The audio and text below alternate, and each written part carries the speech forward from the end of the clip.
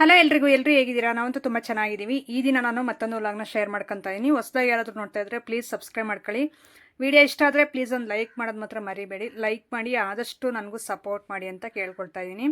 So ಎದ್ದಿದ ತಕ್ಷಣ ನೋಡ್ರಿ ನಮ್ಮ ಮನೆಯವರು ಸ್ವಲ್ಪ ದೇವ್ರ ಫೋಟೋ ಮುಂದೆ ಆ ಥರ ಫ್ರಿಡ್ಜ್ ಮೇಲೆ ಇಟ್ಟಿರೋ ವಾಸು ಹೂವಾಗಿರ್ಬೋದು ಎಲ್ಲನೂ ಶೇರ್ ಮಾಡ್ಕೊತಾವ್ರೆ. ಹಾಗೆ ಇವತ್ತು ನಾನು ವೇರ್ ಮಾಡಿರುವಂಥ ಟಾಪ್ ಬಂದುಬಿಟ್ಟು ತುಂಬ ಅಂದರೆ ತುಂಬ ಹಳೆಯದು. ಸುಮಾರು ಅಂದರೆ ಒಂದು 2018 ಅವಾಗ ಸ್ಟಿಚ್ ಮಾಡಿಸಿರೋ ಅಂಥದ್ದು ಇದು. ಅವಾಗ ಅಂದರೆ ಸುಮಾರು ಅಂದರೆ ಒಂದು 5-6 ವರ್ಷದ ಕೆಳಗೆ, ಅಲ್ಲ ಸಾರಿ 5, 6, 7, 8 ವರ್ಷ ಆಗಿದೆ ಟಾಪ್ ಸ್ಟಿಚ್ ಮಾಡಿಸಿ. ಸ್ವಲ್ಪ ಶಾರ್ಟೂ ಆಗ್ತಾಯಿದೆ. ಆಗ ಸ್ವಲ್ಪ ಸಣ್ಣ ಇದ್ದೆ ನಾನು ಇನ್ನೂ. ಅವಾಗ ಕರೆಕ್ಟಾಗಿ ಆಗೋದು. ನೋಡೋಣ ಅಂತಂದು ಹೇಳ್ಬಿಟ್ಟು ಹಾಕ್ಕೊಂಡೆ. ನಮ್ಮ ಮನೆಯವರು ಇದು ಚೆನ್ನಾಗಿಲ್ಲ, ಇದನ್ನೇನು ಹಾಕ್ಕೋಬೇಡ ಅಂದರು. ಯಾಕಂದರೆ ಇದಕ್ಕೆ ನಾನು ಲೂಸ್ ಪ್ಯಾಂಟ್ ಹಾಕ್ತಾಯಿದ್ದೆ. ಆ ಪ್ಯಾಂಟು ಇಲ್ಲ ನನ್ನ ಹತ್ರ ಈಗ, ಅದೆಲ್ಲೂ ಹೋಯ್ತೋ ಗೊತ್ತಿಲ್ಲ. ಅದಕ್ಕೆ ಇದು ಹಾಕ್ಕೊಂಡು ನೋಡೋಣ ಅಂತ ಸ್ವಲ್ಪ ಹಾಕ್ಕೊಂಡೆ. ವೀಡಿಯೋ ಎಲ್ಲ ಶೂಟ್ ಆದಮೇಲೆ ನೋಡಿದೆ ಸ್ವಲ್ಪ ಜಾಸ್ತಿ ಶಾರ್ಟ್ ಆಗ್ತಾಯಿದೆ. ಸರಿ ಬಿಡು, ನೆಕ್ಸ್ಟ್ ಟೈಮ್ ಹಾಕ್ಕೊಳ್ಳಲ್ಲ ಅಂತಂದು ಹಂಗೆ ಶೇರ್ ಮಾಡ್ತಾಯಿದ್ದೀನಿ ವೀಡಿಯೋನ. ಏನು ತಪ್ಪಾಗಿ ತಿಳ್ಕೊಬೇಡಿ. ಸೊ ಇಷ್ಟೊಂದು ಶಾರ್ಟ್ ಹಾಕಿದಾರಲ್ಲ ಡ್ರೆಸ್ಸು ಅಂತ ನಾನು ಅದು ವೀಡಿಯೋ ಅಬ್ಸರ್ವ್ ಮಾಡಲಿಲ್ಲ. ನಮ್ಮ ಮನೆಯವ್ರು ಅಲ್ಲಿಗೂ ಹೇಳಿದ್ರು. ನಾನು ಟೈಮ್ ಬೇರೆ ಆಗಿತ್ತು, ಸ್ವಲ್ಪ ಪಾವಗಡ ಹೋಗೋ ಕೆಲಸ ಎಲ್ಲ ಇತ್ತಲ್ಲ, ನಾನು ವೀಡಿಯೋದಲ್ಲಿ ಹೋಗಿ ನೋಡಲಿಲ್ಲ ಶೂಟ್ ಆದಮೇಲೆ. ಮತ್ತೆ ಈಗ ಎಡಿಟಿಂಗ್ ಕುತ್ಕೊಂಡ್ಮೇಲೆ ನಾನು ನೋಡ್ತಾ ಇರೋದು. ಇನ್ನು ವೀಡಿಯೋ ಬೇರೆ ಶೂಟ್ ಆಗಿದೆ, ಅದನ್ನು ಡಿಲೀಟ್ ಮಾಡೋಕ್ಕೂ ಆಗಲ್ಲ, ಏನಿಲ್ಲ ಅಂತ ಸದ್ಯ ಹಂಗೆ ನಾನು ಇದು ಶೇರ್ ಮಾಡ್ಕೊತಾ ಇದ್ದೀನಿ ನಿಮ್ಮ ಜೊತೆ. ಅಷ್ಟೇನು ಅಸಹ್ಯವಾಗಿಲ್ಲ. ಸ್ವಲ್ಪ ಪ್ಯಾಂಟ್ ಅಂದು ಲೂಸ್ ಪ್ಯಾಂಟ್ ಹಾಕಿದರೆ ಚೆನ್ನಾಗಿ ಕಾಣೋದು. ಇದನ್ನು ನನ್ನ ಹತ್ರ ಇಲ್ಲ ಲೂಸ್ ಪ್ಯಾಂಟು, ಅದೇನಾಗೋಯ್ತು ಇದ್ರ ಜೊತೆಗಿದ್ದು. ಇಬ್ಬರು ಮಕ್ಕಳಿನ್ನು ಮಲಗಿದ್ದಾರೆ ಅವರು. ಸೊ ನಾನೀಗ ದಿಂಬು ಇವೆಲ್ಲ ಹಾಸಿಗೆಲ್ಲ ಹಾಸ್ಕೊಂಡಿರ್ತೀವಲ್ಲ, ಸೊ ಇವನು ಅರವಿಂದ್ ಹೆಂಗೆ ಅಂದರೆ ಇಲ್ಲೇ ಮಲಗೋದು ನಮ್ಮ ಹತ್ರನೇ. ತಗೊಂಡು ನಾನು ಎಬ್ಸಿದ ತಕ್ಷಣ ರೂಮ್ ಒಳಗೆ ಸೇರ್ಕೊಬಿಡ್ತಾನೆ ಹೋಗಿ ಅವ್ರ ಅಣ್ಣನ ಜೊತೆ. ಅದಕ್ಕೆ ಅವರಿಬ್ಬರು ಅಲ್ಲಿ ಮಲಗಿದ್ರು. ಅವ್ನು ಎತ್ತಾಕಿ ಈಗ ಕಸ ಹೊಡಿಯೋಣ ಅಂತ ಹೊಡಿತಾ ಇದ್ದೀನಿ. ಹಾಗೆ ತುಂಬ ಜನ ನನಗೆ ಸಪೋರ್ಟಿವ್ ಆಗಿ ನಿನ್ನೆ ವೀಡಿಯೋಗೆ ತುಂಬ ಜನ ಮಾತಾಡಿದಿರಿ. ಸೊ ತುಂಬ ಥ್ಯಾಂಕ್ಸ್ ಎಲ್ರಿಗೂ, ನಿಜವಾಗ್ಲೂ. ಸೊ ನಿಮ್ಮ ಪ್ರೀತಿಗೆ, ನಿಮ್ಮ ಸಪೋರ್ಟ್ಗೆ ನಾನು ಯಾವತ್ತಿದ್ರೂ ಚಿರಋಣಿಯಾಗಿರ್ತೀನಿ. ಸೊ ಇದೇ ರೀತಿ ಸಪೋರ್ಟ್ನ ಕೊನೆವರೆಗೂ ಕೊಡಿ ನನಗೆ ಅಂತ ಕೇಳ್ಕೊಳ್ತಾ ಇದ್ದೀನಿ. ಹಾಗೆ ಅಡುಗೆ ಮನೆಯಲ್ಲೆಲ್ಲ ಕಸ ಹೊಡೆದ್ಬಿಟ್ಟು ಈಗ ಹಾಲಲ್ಲಿ ಹೊಡೆಯೋಣ ಅಂತ ಬಂದೆ. ನಾನು ಹೇಳಿದ್ನಲ್ಲ, ಹಾಲಲ್ಲಿ ಸ್ವಲ್ಪ ಐಟಮ್ಸ್ ಎಲ್ಲ ಜಾಸ್ತಿ ಇರ್ತವೆ, ಅವನ್ನೆಲ್ಲ ನಾನು ಇದು ಮಾಡ್ಕೊಂಡು ಕಸ ಹೊಡೆಯೋದು ಇದೇ ಒಂದು 5 ನಿಮಿಷ ಇಡಿಸುತ್ತೆ. ರೂಮ್ದು ಮತ್ತು ಈ ಹಾಲು ಅಡುಗೆ ಮನೆ ಎಲ್ಲ ಹೊಡೆಯೋದು. ಸೊ ಇದನ್ನೆಲ್ಲ ಹೊಡೆದ್ಬಿಟ್ಟು ಹೊರಗಡೆದೆಲ್ಲ ನಾನು ಬೆಳಿಗ್ಗೆ ಎದ್ದಿದ ತಕ್ಷಣವೇ ಎಲ್ಲ ಹೊಡೆದಿರ್ತೀನಿ. ಇನ್ನು ಒಳಗಡೆ ಅಂದರೆ ನಾನು ಸ್ವಲ್ಪ ಟೀ ಮಾಡ್ಕೊಂಡು ಕುಡ್ದಾದ್ಮೇಲೆ, ಅಂದರೆ ನಮ್ಮ ಮನೆಯವ್ರಿಗೆಲ್ಲ ಕೊಟ್ಟಾದ್ಮೇಲೆ ನಾನು ಇವತ್ತು ಕಸ ಹೊಡಿತಾ ಇರೋದು. ಒಂದೊಂದು ದಿನ ಬೇಗನೆ ಎಲ್ಲ ಹೊರಗಡೆದು ಮತ್ತು ಒಳಗಡೆ ಕೆಲಸ ಎಲ್ಲ ಒಂದೇ ಸಾರಿ ಮುಗಿಸಿರ್ತೀನಿ. ಒಂದೊಂದು ದಿನ ಲೇಟ್ ಆಗುತ್ತೆ, ಗೊತ್ತಿಲ್ಲ. ಆ ನೀರು ಬಿಡೋ ಟೈಮಲ್ಲೇ ನನಗೆ ಸ್ವಲ್ಪ ಲೇಟ್ ಆಗಿಬಿಡುತ್ತೆ. ಆವಾಗ ಸ್ವಲ್ಪ ಕೆಲಸಗಳು ಲೇಟ್ ಆಗ್ತವೆ. ಇನ್ನು ನಾನು ಟೀನೂ ಕುಡ್ದಿಲ್ಲ, ಸ್ವಲ್ಪ ಬಿಸಿ ನೀರು ಕಾಯಿಸ್ಕೊಂಡು ಕುಡಿದು ಆಮೇಲೆ ಟೀ ಕುಡಿಯೋಣ ಅಂತ ಈಗ ಫಸ್ಟು ಕಸ ಎಲ್ಲ ಹೊಡಿತಾ ಇದ್ದೀನಿ. ನೋಡ್ತಾ ಇರ್ಬೋದು, ನಮ್ಮದು ಹಳೇದೇ ಇದು ಮನೆ ಆಗಿರೋದ್ರಿಂದ ಅದು ಗಾರೆ ಎಲ್ಲ ಹೊರಟೋಗಿದೆ ಆಗ್ಲೇ. ಸೊ ಆದ್ರೂ ಅದನ್ನು ಫಸ್ಟ್ ಇದು ಹಳೆ ಮನೆಗೆ ಏನಕ್ಕೆ ಡೆಕೋರೇಷನ್ ಮಾಡಿಸೋದು ಅಂತ ನಾನು. ನೀನು ಎಲ್ಲಿಗೋಗಿದ್ದೆ ಬೆಳಿಗ್ಗೆ ಎದ್ದು? ಹೋಗ್ಬಿಟ್ಟು ಹೋಗಿ ಬಂದೆ. ಯಾಕೆ? ಅದೇ ಯಾಕೆ? ಮತ್ತೆ ಬಂದಾಗಿಂದ ಏನು ಕೆಲಸ ಮಾಡಿದೆ? ಏ ಭವಾನಿ ಬೈಲಿ, ಎದ್ದು ಬೆಳಗ್ಗೆ ಯಾತನ ಅಡಿಗೆಗಳು ಮಾಡೋದ್ ಬಿಟ್ಟು ಇಬ್ರು ಏನು ಬೀದಿ ಸುತ್ತಿದ್ದೀರಾ ಅಕ್ಕ ತಂಗಿಯರು? ಬುಯ್ಯ ಮಾಡಿ ಬಂದೆ ಮನೆಯಾಗ ಅವಾಗ್ಲೆ. ಬೈಲಿ ಬೈಲಿ. ಊರ್ಗೆ ಹೋಗಿರ್ಲಿಲ್ಲ? ಹೋಗಿದ್ರೆ ಬಾ ಮೇಲೆ ಕಿವಿಯಾಗ ನೋಡೋಣ. ಅಬ್ಬಬ್ಬಬ್ಬ, ಇವೇನಮ್ಮ ಇಷ್ಟಿಷ್ಟು ದಪ್ಪ ಅಂದವಿಕೆ ನಿಮ್ಮಪ್ಪಯ್ಯ? ಇವ್ಯಾಗೆ ನಿಮ್ಮಪ್ಪ ಎಲ್ಲೇ? ನೀವು ಅಪ್ಪ ಕೊಡಿಸ್ಲಿಲ್ಲ? ನಾಳೆ ಕೊಡಿಸಿದ್ದ. ನಿನ್ಗೆ ಯಾರು ಕೊಡಿಸಲ್ಲ? ನಿನ್ಗೆ ಯಾರು ಕೊಡಿಸಿದ್ ಕಿವಿಯಾಗ? ಬಾ ಕೇಳ್ಬಡಿತ್ಲ ಬಾ. ಅಲ್ಲಮ್ಮ, ಈ ಕಿವಿಯಾಗ ನಿನ್ಗೆ ಯಾರು ಕೊಡಿಸಿದ್ದು? ಯಾರು ಹೇಳು ಕೊಡಿಸಿದ್ದು?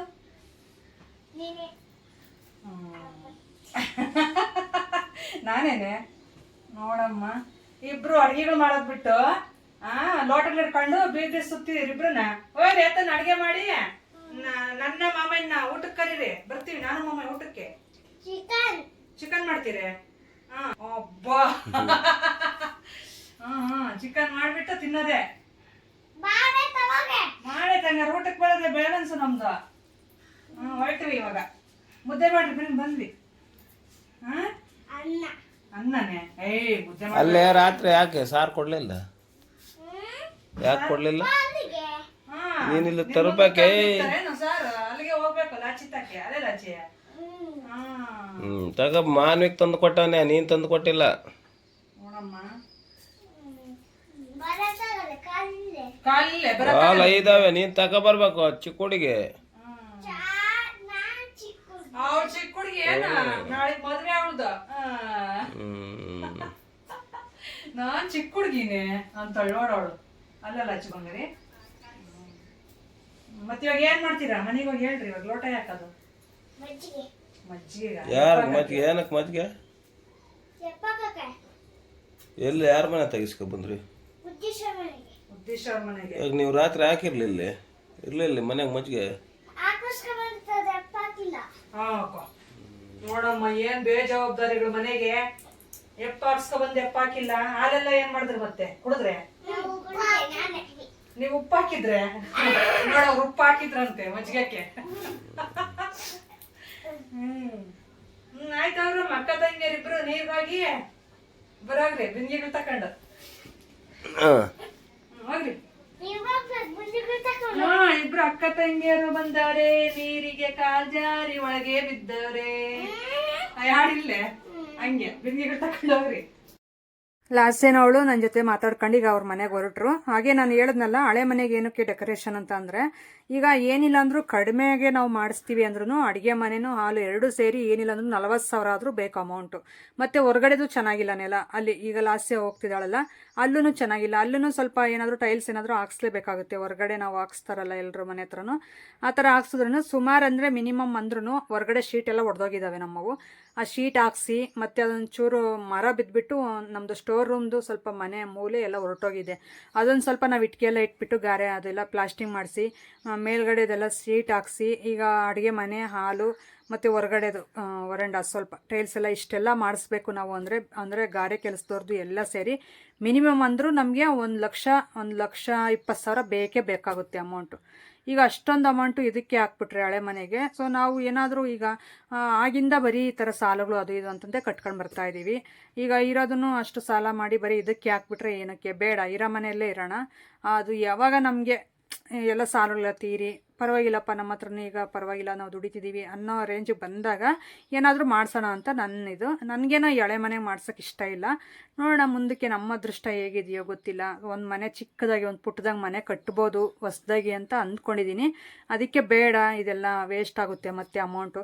ಈಗ ನಾವು ಹೊಸ ಮನೆ ಕಟ್ಟಬೇಕು ಅಂದರೆ ಒಂದು ವೇಳೆ ಇದನ್ನೆಲ್ಲ ಕೀಳಬೇಕಾಗುತ್ತೆ. ಆವಾಗ ಇದೆಲ್ಲ ವೇಸ್ಟ್ ಆಗುತ್ತಲ್ಲ ಹಾಕಿರೋಂಥ ಟೈಲ್ಸು ಎಲ್ಲನೂ ಸುಮ್ಮನೆ 1 to ಡಬಲ್ ಖರ್ಚಾಗುತ್ತೆ, ಬೇಡ ಅಂತ ನಾನು.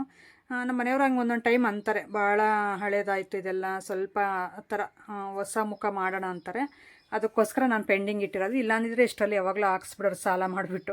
ಸಾಲಗಳಿಗೇನು ಈಗಲೇ ಮಾಡ್ಬೋದು. ಸೊ ಆದರೆ ಅದನ್ನು ತೀರಿಸೋದು ಅದು ಟೈಮ್ ಲೆಂತ್ ಇರುತ್ತಲ್ಲ, ತುಂಬ ಕಷ್ಟಪಡ್ತೀವಿ ಆ ಟೈಮಲ್ಲಿ. ಒಂದು ದಿನ ಅಂದರೆ ಒಂದು ವಾರ ಒಂದು ಮಂತ್ ಕಟ್ಟಿಲ್ಲ ಅಂದರೆ ಅಲ್ಲಿ ನಮ್ಮ ಜನ ಅಂದರೆ ನಾವು ತೊಗೊಂಡಿರೋ ಅಂಥವ್ರು ಇರ್ತಾರಲ್ಲ, ಸೊ ಅವರು ಯಾರಾದರೂ ಬೈಕಂತಾರೆ ನಾವು ಕಟ್ಟಿಲ್ಲ ಅಂದರೆ.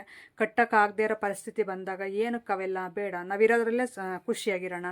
ಸೊ ಅವನ್ನೆಲ್ಲ ಏನಕ್ಕೆ ಆಡಂಬರ ಇಟ್ಕೊಂಡು ನಾವು ಇದು ಮಾಡ್ಕೊಳ್ಳೋದು ಅಂತ ನಾನು ಈ ರೀತಿ ಹೇಳ್ತಾ ಬರ್ತಾ ಇದ್ದೀನಿ. ಸೊ ನಿಮಗೆ ಒಳ್ಳೇದು ಅನ್ನಿಸ್ತಾ ನನ್ನ ಐಡಿಯಾ ಅಂತಂದು ಹೇಳಿ ಕಾಮೆಂಟ್ ಸೆಕ್ಷನಲ್ಲಿ. ಹಾಗೆ ನಾನು ಇವತ್ತು ಪಪ್ಪು ಸಾಂಬಾರು ಮಾಡಿಬಿಟ್ಟು ಮುದ್ದೆ ಮಾಡ್ತಾಯಿದ್ದೀನಿ. ಸೊ ಇವತ್ತು ಪಾವಗಡ ಹೋಗ್ಬೇಕು ಅನ್ನಲ್ಲ, ಏನಕ್ಕೇನು ಅಂತ ಹೇಳ್ತೀನಿ ಮುಂದೆ. ಈಗ ಅದು ಸಾಂಬಾರ್ಗೆ ಒಗ್ಗರಣೆ ಎಲ್ಲ ಹಾಕ್ಬಿಟ್ಟು ಮುದ್ದೆಗೆ ಸ್ವಲ್ಪ ಅಕ್ಕಿ ಬೇಯಿಸಿದ್ದೆ. ಅಕ್ಕಿ ಜೊತೆಗೆ ಈಗ ರಾಗಿ ಹಿಟ್ಟು ಹಾಕಿ ಕುದಿಸ್ಕೊತಾ ಇದ್ದೀನಿ. ತುಂಬ ಚೆನ್ನಾಗಿರುತ್ತೆ ಸಾಂಬಾರು ಈ ಮುದ್ದೆ ಜೊತೆ ತಿನ್ನೋಕ್ಕೆ. ನನಗೆ ಏನು ಸಾಂಬಾರು ಇಲ್ಲ ಅಂದಾಗ ಬೇಗ ಉಳಿಯೋದೇ ಈ ಸಾಂಬಾರು. ಅದು ಬೇರೆ ಅದಷ್ಟು ಚೆನ್ನಾಗಿರುತ್ತೆ ಟೇಸ್ಟ್ ತಿನ್ನೋದಕ್ಕೆ ಈ ಸಾಂಬಾರು. ನಮ್ಮ ಮನೇಲಿ ತುಂಬ ಚೆನ್ನಾಗಿ ಇಷ್ಟಪಡ್ತಾರೆ ಈ ಸಾಂಬಾರನ್ನ. ಅದಕ್ಕೆ ನಾನು ಡೈರೆಕ್ಟ್ ಇದೇ ಸಾಂಬಾರೇ ಮಾಡಿಬಿಡ್ತೀನಿ. ಏನೂ ಇಲ್ಲ ಅಂದಾಗ. ಇದ್ದಾಗ ಏನೋ ತರಕಾರಿ ಸಾಂಬಾರು, ಪಪ್ಪು ಸಾಂಬಾರು ಅಂದರೆ ಸೊಪ್ಪಿಂದು ಮಸ್ಸೊಪ್ಪು ಸಾಂಬಾರು ಈ ರೀತಿ ಮಾಡ್ತಾ ಹೋಗ್ತಾ ಇರ್ತೀನಿ. ಇನ್ನೇನು ಮುದ್ದೆ ಎಲ್ಲ ಕುದೀತಾ ಇದೆ. ಈಗ ಮುದ್ದೆ ತೊಳಸ್ಬಿಟ್ಟು ಸ್ವಲ್ಪ ನಮ್ಮ ಮನೆಯವ್ರಿಗೆ ಊಟಕ್ಕಿಟ್ಟು ನಾನು ಸ್ವಲ್ಪ ಸ್ನಾನ ಮಾಡ್ಕೊಂಡು ರೆಡಿ ಆಗಬೇಕು ಬೇಗ. ಇಷ್ಟು ಕೆಲಸಗಳು ಎದ್ದಿದ ತಕ್ಷಣ ಮಾಡ್ತಾ ಹೋಗ್ತಾ ಇರಬೇಕು ಡೈಲಿನೂ. ಈಗ ಪಾವಗಡ ಹೊರಡ್ತಿದ್ದೀವಿ. ಹಲೋ ಎಲ್ರಿಗೂ. ಸೊ ಈಗ ತಾನೇ ಊಟ ಎಲ್ಲ ಮಾಡಿದ್ವಿ. ನಾನು ನಮ್ಮ ಮನೆಯವರಿಬ್ಬರು ಈಗ ಪಾವಗಡ ಹೊರಟಿದ್ದೀವಿ. ಸ್ವಲ್ಪ ಹೇಳಿದ್ನಲ್ಲ ಬಟ್ಟೆಗಳೆಲ್ಲ ತೊಗೊಂಡೋಗಿ ಕೊಡೋ ಅಂಥದ್ದಿದೆ. ಅಂದರೆ ಆಲ್ಟ್ರೇಷನ್ಗೆ ಸ್ವಲ್ಪ ಡ್ರೆಸ್ಸಸ್ ತೊಗೊಂಡಿದ್ದೀನಿ ಮತ್ತು ಸ್ಟಿಚಿಂಗ್ಗೆ ಬ್ಲೌಸಸ್ ಎಲ್ಲ ತೊಗೊಂಡಿದ್ದೀನಿ. ಹಾಗೆ ಒಂದು ಕೊರಿಯರನ್ನು ಬಂದಿದೆ, ಅದನ್ನು ಎಸ್ಕೊಂಡು ಅಲ್ಲೇ ನೋಡ್ತೀನಿ, ಅನ್ಬಾಕ್ಸಿಂಗ್ ವೀಡಿಯೋ ಮಾಡ್ಕೊತೀನಿ ಸ್ವಲ್ಪ ಅಲ್ಲೇ. ಅದು ನೋಡ್ಕೊಂಡು ಆಮೇಲೆ ಅಲ್ಲಿ ಹೋಗ್ಬಿಟ್ಟು ಸ್ಟಿಚಿಂಗ್ ಎಲ್ಲ ಕೊಟ್ಟು ಮತ್ತು ನಾನು ತೊಗೊಳ್ಳೋವಂಥವು ಸ್ವಲ್ಪ ನನಗೆ ಹೇರ್ ಕಲರಿಂಗ್ ಅದೆಲ್ಲ ಬೇಕಾಗಿತ್ತು, ಮೆಹಂದಿ ಎಲ್ಲನೂ ಅದನ್ನು ತೊಗೊಂಡು ಪೂಜೆಗೆ ನಾಳೆ ಶುಕ್ರವಾರ ಆಗಿರೋದ್ರಿಂದ ಹೋಗ್ಬಿಟ್ಟು ಶುಕ್ರವಾರಕ್ಕೆ ಪೂಜೆಗೆ ಹೂ ಬೇಕಾಗಿತ್ತು, ಅವನು ತೊಗೊಂಡು ಟೋಟಲಿ ಪಾವಗಡಕ್ಕೆ ಹೋಗಿ ಬರಬೇಕು. ತುಂಬ ಕೆಲಸಗಳಿದೆ ಅಲ್ಲಿ. ಅದಕ್ಕೆ 1 ಡೇ ಫುಲ್ಲು ನನಗೆ ಒಂದು 4-5 ಅವರ್ಸ್ ಆದರೂ ಬೇಕಾಗುತ್ತೆ. ಇನ್ನು ನಮ್ಮ ಮನೆಯವ್ರಿಗೆ ಇವತ್ತು ಸ್ವಲ್ಪ ಫ್ರೀ ಆಗಿದ್ರು, ಈಗ ಹೋಗ್ಬಿಟ್ಟು ಬರೋಣ ಅಂತಂದು ಹೇಳ್ಬಿಟ್ಟು ಈ ಟಾಪ್ ಹಾಕ್ಕೊಂಡು ರೆಡಿ ಆದೆ. ನೋಡ್ತಾ ಇರ್ಬೋದು ನೀವು. ಸೊ ಈ ಟಾಪ್ ಅಂತ ತುಂಬ ಚೆನ್ನಾಗಿದೆ. ನಾನು ಆಗಲೇ ಹಳೇ ವೀಡಿಯೋಸಲ್ಲಿ ಹಾಕ್ಕೊಂಡಿದ್ದೆ. ಸೊ ಈ ಮಧ್ಯೆ ಹಾಕಿರಲಿಲ್ಲ. ನನಗೆ ಈ ಥರ ಹ್ಯಾಂಡ್ಸ್ ಆಗಿರ್ಬೋದು, ಇಲ್ಲ ಶಾರ್ಟ್ ಹ್ಯಾಂಡೇ ಬರುತ್ತಲ್ಲ, ಆಮೇಲೆ ಈ ಥರ ಫ್ರಿಲ್ ಇರುತ್ತಲ್ಲ, ಬಟರ್ಫ್ಲೈ ಸ್ಲೀವ್ ಥರ ಇರುತ್ತಲ್ಲ, ನನಗೆ ಈ ಥರ ಸ್ಲೀವ್ ಅಂದರೆ ತುಂಬ ಇಷ್ಟ ಆಗುತ್ತೆ. ನಾನು ತೊಗೊಂಡಿದ್ದೆ ಈ ಕಾಲರ್ ನೋಡಿ, ಈ ಸ್ಲೀವ್ ನೋಡಿಬಿಟ್ಟು ಈ ಟಾಪ್ನ ತುಂಬ ಚೆನ್ನಾಗಿ ಕಾಣಿಸುತ್ತೆ. ಮೇಯ್ನ್ ನನಗೆ ಸ್ವಲ್ಪ ಹೈಟ್ ಇರೋದ್ರಿಂದ ನಾನು ಇನ್ನೂ ಡ್ರೆಸ್ಸಸ್ ಯಾವುದೇ ಒಂದು ಡ್ರೆಸ್ ವೇರ್ ಮಾಡಿದ್ರು ಚೆನ್ನಾಗಿ ಕಾಣುತ್ತೆ. ಸ್ವಲ್ಪ ಹೈಟು ಒಂಚೂರು ವೆಯ್ಟ್ ಇದ್ದರೆ ಸಾಕು, ಹೆಣ್ಮಕ್ಳು ತುಂಬ ಚೆನ್ನಾಗಿ ಕಾಣ್ತಾರೆ. ಯಾವುದೇ ಥರ ಬಟ್ಟೆ, ಸ್ಯಾರಿ ಆಗಿರ್ಬೋದು, ಇಲ್ಲ ಮ್ಯಾಕ್ಸಿ ಡ್ರೆಸ್ಸಸ್ ಆಗಿರ್ಬೋದು, ವೆಸ್ಟರ್ನ್ ವೇರು, ಟ್ರೆಡಿಷ್ನಲ್ ಯಾವುದ್ರಲ್ಲಾದರೂ ತುಂಬ ಚೆನ್ನಾಗಿ ಕಾಣಿಸ್ತಾ ಇರ್ತಾರೆ. ನಾನೊಂದು ಸ್ವಲ್ಪ ನಮ್ಮಪ್ಪ ನಮ್ಮಮ್ಮ ಅವರೆಲ್ಲ ಹೈಟ್ ಇರೋದ್ರಿಂದ ನಾನೊಂದು ಚೂರು ಹೈಟ್ ಇದ್ದೀನಿ. ಅದಕ್ಕೆ ನನಗೂ ಡ್ರೆಸ್ಸಸ್ ಎಲ್ಲ ಚೆನ್ನಾಗಿ ಕುತ್ಕೊಳ್ಳುತ್ತೆ. ಮೇಯ್ನು ಒಪ್ಪುತ್ತೆ ಬಟ್ಟೆ ಯಾವುದೇ ಹಾಕಿದ್ರು. ಸೊ ಈ ಡ್ರೆಸ್ ಹಾಕೊಂಡು ಹೊರಟಿದ್ದೀವಿ. ಈಗ ನಾನು ನಮ್ಮ ಮನೆಯವರಿಬ್ಬರು ಹೊರಟ್ವಿ. ಮಾನ್ವಿಕು ಮತ್ತು ಲಾಸ್ಯ ನಾನು ಬರ್ತೀನಿ ಅಂತ ನಿಂದೆ ಬಿಟ್ಟಿದ್ರು. ಸೊ ಬೇಡ ಅಂತಂದು ಹೇಳ್ಬಿಟ್ಟು ಅವ್ರನ್ನ ಮನೆಗೆ ಕಳಿಸಿ ಒಂದು 10 ರೂಪಾಯಿ ಕೊಟ್ಟು ಏನಾದರೂ ತಿನ್ನಿರಿ ಅಂತ ಈಗ ಹೊರಡ್ತಾ ಇದ್ದೀವಿ. ಬನ್ನಿ, ಅಲ್ಲಿ ಪಾವಗಡದಲ್ಲಿ ಏನೇನೆಲ್ಲ ಆಗುತ್ತೆ, ಏನೇನೆಲ್ಲ ತೊಗೊತೀನಿ, ಶೇರ್ ಮಾಡ್ತಾ ಹೋಗ್ತೀನಿ. ಹಾಗೆ ನಾನು ಸ್ಟಿಚ್ ಮಾಡುವಂಥ ಬ್ಲೌಸಸ್ ಇರುತ್ತಲ್ಲ, ಸ್ಟಿಚ್ ಮಾಡಿಸ್ತೀನಲ್ಲ, ಟೈಲರ್ ಶಾಪನ್ನು ತೋರಿಸ್ತೀನಿ ಇವತ್ತಿನ ವಿಡಿಯೋದಲ್ಲಿ. ಸ್ಕಿಪ್ ಮಾಡಿದ್ರೆ ನೋಡ್ತಾ ಇರಿ. ಹಾಗೆ ಹೊಸಬರಾಗಿದ್ದರೆ ಸಬ್ಸ್ಕ್ರೈಬ್ ಮಾಡ್ಕೊಳ್ಳಿ. ಬನ್ನಿ, ವಿಡಿಯೋನ ಕಂಟಿನ್ಯೂ ಮಾಡ್ತೀನಿ, ನೋಡ್ತಾ ಇರಿ. ಹಾಗೇನೆ ಶೈಲಾಪುರ ಬೆಳ್ಳಿ ಬಟ್ಲು ಎಲ್ಲ ಆದಮೇಲೆ ಬರುವಂಥದ್ದು ಕೋಟಗುಡ್ಡ. ಇದು ಕ್ರಾಸು. ಈ ಕ್ರಾಸಲ್ಲಿ ಸ್ವಲ್ಪ ನನಗೆ ವೀಡಿಯೋ ಮಾಡಬೇಕು ಅನ್ನಿಸ್ತು, ಅದಕ್ಕೆ ಸ್ವಲ್ಪ ಶೂಟ್ ಮಾಡ್ತಾ ಇದ್ದೀನಿ. ಸೊ ಇಲ್ಲಿಂದ ನಾವು ಕೋಟಗುಡ್ಡ ಆದಮೇಲೆ ಮತ್ತು ಅರ್ಕತ್ನಳ್ಳಿ ಇದೆಲ್ಲ ಬರುತ್ತೆ. ಅದು ದಾಟ್ ಆದಮೇಲೆ ಬೊಮ್ಮತ್ನಳ್ಳಿ ಆದಮೇಲೆ ಪಾವಗಡ ಬರೋದು. ಸುಮಾರು ಅಂದರೆ ಪಾವಗಡದಿಂದ ನಮ್ಮೂರಿಗೆ ಕರೆಕ್ಟಾಗಿ 25 ಕಿಲೋಮೀಟರ್ಸ್ ಇದೆ. ನಾವು ಏನು ಫಾಸ್ಟಾಗಿ ಹೋಗ್ತೀವಿ ಅಂದರೆ 1/2 ಅವರ್ ಬೇಕೇ ಬೇಕು. ಸೊ 2 ವೀಲರಲ್ಲಿ, ಬಸ್ಸಲ್ಲಾದರೆ ಒಂದು 3/4 ಅವರ್ ಆಗುತ್ತೆ ಹೋಗೋಕ್ಕೆ ಮಾತ್ರ ಹೇಳ್ತಾ ಇರೋದು, ಬರೋಕ್ಕೆ 3/4 ಅವರ್ ಆ ರೀತಿ. ಹಾಗೆ ನಾನು ಇದು ಡೈರೆಕ್ಟ್ ತೋರಿಸ್ತಾ ಇದ್ದೀನಲ್ಲ, ಇದು ಮ್ಯಾಚಿಂಗ್ ಸೆಂಟ್ರಿಗೆ ಬಂದಿದ್ದೀನಿ. ಸಹಸ್ರ ಕಲೆಕ್ಷನ್ ಅಂತ ಚೆನ್ನಾಗಿರುತ್ತೆ. ಇಲ್ಲಿ ಮ್ಯಾಚಿಂಗ್ ಬ್ಲೌಸಸ್ ಎಲ್ಲ ತುಂಬ ಚೆನ್ನಾಗಿ ಸಿಗುತ್ತೆ. ನಿಮಗೆ ಲೆಹಂಗಾ ಆ ಟೈಪ್ ಬೇಕು, ನಾವು ಮೆಟೀರಿಯಲ್ ತಗೊಂಡು ಸ್ಟಿಚ್ ಮಾಡಿಸ್ತೀವಿ ಅಂದ್ರೆ ನೋಡಿರಿ, ವೆರೈಟಿ ಆಫ್ ಕಲೆಕ್ಷನ್ಸ್ ಇದೆ. ನಿಮ್ಗೆ ಯಾವ ಥರ ನೆಟ್ಟೆಡ್ ಬೇಕಂದ್ರೆ ನೆಟ್ಟೆಡ್ ಪ್ರತಿಯೊಂದು ಸಿಗುತ್ತೆ ಇಲ್ಲಿ. ಹಾಗೆ ಈ ಸ್ಯಾರಿ ಬ್ಲೌಸು ನನಗೆ ಸ್ವಲ್ಪ ಅದು ಚೆನ್ನಾಗಿ ಸ್ಟಿಚ್ ಮಾಡಿರಲಿಲ್ಲ. ಸೊ ಹಂಗಾಗಿ ನಾನು ಇಲ್ಲೇ ಒಂದು ಮ್ಯಾಚಿಂಗ್ ಬ್ಲೌಸ್ ತಗೊಳ್ಳೋಣ ಅಂತ ಬಂದೆ. ನಾನು ಇದರಲ್ಲೆಲ್ಲ ನೋಡ್ತಾ ಇದ್ರು, ನನಗೆ ಇಷ್ಟ ಆಗಲಿಲ್ಲ. ನನಗೆ ಇದ್ದಿದ್ದು ಏನಂದರೆ ಆ ಫ್ಲವರ್ ಕಲರ್ ಇದೆಯಲ್ಲ, ಸಿಲ್ವರ್ ಕಲರು, ಅದರಲ್ಲೇ ಬ್ಲೌಸ್ ಬೇಕು ಅಂತ ನಾನು ಹುಡುಕ್ತಾ ಇದ್ದಿದ್ದು. ಸೊ ಅವರು ಈ ಥರ ಆಪೋಸಿಟ್ ಎಲ್ಲ ತೋರಿಸ್ತಿದ್ರು. ನನಗೆ ಯಾಕೆ ಸೆಟ್ ಆಗ್ತಾ ಇರಲಿಲ್ಲ ಆ ಸ್ಯಾರಿಗೆ. ಸರಿ ಅಂತಂದು ಹೇಳ್ಬಿಟ್ಟು ಆಮೇಲೆ ಲಾಸ್ಟ್ ಫೈನಲಿ ಒಂದು ತೋರಿಸಿದ್ರು. ತುಂಬ ಚೆನ್ನಾಗಿ ಸೆಟ್ ಆಯಿತು. ಅದಕ್ಕೆ ನಾವು ಸ್ಯಾಟಿನ್ ಕ್ಲಾತ್ ತೊಗೊಂಡು ಅದು ಮ್ಯಾಚ್ ಮಾಡ್ಕೊಂಡ್ರೆ ಮಾತ್ರ ಚೆನ್ನಾಗಿ ಸೆಟ್ ಆಯಿತು, ಇಲ್ಲಾಂದರೆ ಸೆಟ್ ಆಗಲಿಲ್ಲ. ನೋಡಿ, ಇಷ್ಟೆಲ್ಲ ಕಲರ್ಸ್ ತೋರಿಸಿದ್ರು ಅವರು. ಈಗ ಪಕ್ಕ ಇರೋ ಬ್ಲೂ, ಗ್ರೀನು, ರೆಡ್ಡು ಈ ಥರ ಎಲ್ಲ ತೋರಿಸಿದ್ರು. ಅದು ನೋಡಿ, ನೀವೇ ನೋಡ್ತಾ ಇರ್ಬೋದು, ಸೆಟ್ ಆಗ್ತಾ ಇಲ್ಲ. ಹಾಗೆ ನಾನು ಕೊನೆಯದಾಗಿ ತೋರಿಸ್ತೀನಿ ನೋಡಿ, ಅದು ತುಂಬ ಚೆನ್ನಾಗಿ ಸೆಟ್ ಆಯಿತು. ಸೊ ಇಲ್ಲಿ ಪಕ್ಕ ಇರೋದು ಸೆಟ್ ಆಯಿತು. ಅದೊಂದು ಸ್ವಲ್ಪ ಗೋಲ್ಡ್ ಕಲರ್ ಬಂತು, ಅದು ನನ್ನ ಸ್ಯಾರಿ ಕೆಳಗೆ ಇದು ನೆಟ್ಟಿತ್ತು. ಸೊ ಅದು ತುಂಬ ಚೆನ್ನಾಗಿ ಸೆಟ್ ಆಯಿತು. ಅದನ್ನು ತಗೊಂಡು ಹಾಗೆ ಒಂದು ಪಾರ್ಸಲ್ ಬಂದಿತ್ತು DTDC ಕೊರಿಯರ್ ಹತ್ರ ಅಂತ ಹೇಳಿದ್ನಲ್ಲ. ಸೊ ಅಲ್ಲಿ ಇದು ಪಾರ್ಸಲ್ಲು ಸ್ಯಾರಿ ನೀವು ನೋಡ್ತಾ ಇರ್ಬೋದು. ಅದು ಸ್ಯಾರಿ ತೊಗೊಂಡು ಆಮೇಲೆ ಫೈನಲಿ ನಾವು ಬಂದಿದ್ದು ನೋಡಿ, ಇದು ಯಂಗ್ ಟೈಲರ್ ಅಂತ ಹೇಳ್ಬಿಟ್ಟು ಪಾವಗಡದಲ್ಲಿ. ಸೊ ನಾವು ಟೋಲ್ಗೇಟಿಂದ ಸ್ಟ್ರೈಟ್ ಡೌನಿಗೆ ಬಂದುಬಿಟ್ರೆ ರೈಟ್ ಸೈಡೇ ಸಿಗುತ್ತೆ ಇದು ಶಾಪು. ತುಂಬ ಚೆನ್ನಾಗಿ ಸ್ಟಿಚ್ ಮಾಡ್ತಾರೆ.